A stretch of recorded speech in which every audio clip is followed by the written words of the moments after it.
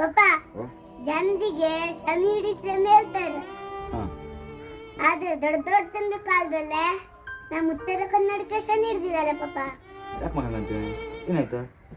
ಮತ್ತೇನು ಪಪ್ಪ, ಸರವತಿ ಮೇಲೆ ಕಣ್ಣು ಹಾಕ್ರು, ಅದರೊಳಗೆ ಹೋರಾಟ ಮಾಡಿ ಹಾಸ್ಪಿಟಲ್ ಬಗ್ಗೆ ಬಿಟ್ಟಕ್, ಅದ್ರ ಬಗ್ಗೆ ಮಾತಾಡೋದು ಬೇಡ, ಹೇಳಿ ಬೆದ್ರು ಬಂದ್ ನಮ್ಗೆ.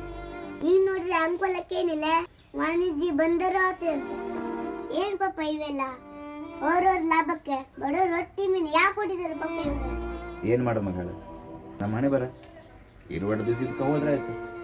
ಏನ್ ಮಾತಾಡ್ತಿ ಪಪ್ಪ ನೀನು? ಯಾಕೆ ಮಗ? ಇರುವಷ್ಟು ದಿನ ನೀವಿಟ್ಟರಿ, ಆದ್ರೆ ಮುಂದಿನ ಪೀಳಿಗೆಲೆ ನಮ್ಮಂತ ಮಕ್ಕಳ ಪರಿಸ್ಥಿತಿ ಏನ್ ಪಪ್ಪ? ಹೌದು ಮಗ, ನೀ ಹೇಳೋದು 100% ಸತ್ಯ. ಮುಂದಿನ ಪೀಳಿಗೆಗಂತೂ ಈ ವಾಣಿಜ್ಯ ಬಂದರಿಂದ ಏನು ಲಾಭ ಇಲ್ಲ, ಜೀವಕ್ಕೆ ಹಾನಿನೇ ಹೊರತು ಲಾಭ ಅಂತೂ ಆಗುವುದೇ ಇಲ್ಲ.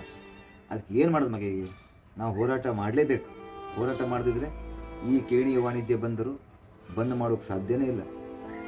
ಇದೇ ಬರೋ 25 ತಾರೀಕಿಗೆ ಕೇಣಿ ವಾಣಿಜ್ಯ ಬಂದರು ಸಲುವಾಗಿ ಅಂಕೋಲ ಬಂದ್ ಮಾಡಿ ಹೋರಾಟ ಮಾಡ್ತೀವ್ರು. ಈ ಹೋರಾಟದಲ್ಲಿ ನೀವೆಲ್ಲರೂ ಬಂದು ಕೈ ಜೋಡಿಸಿ ಅಂಕೋಲ ಉಳಿಸಿ.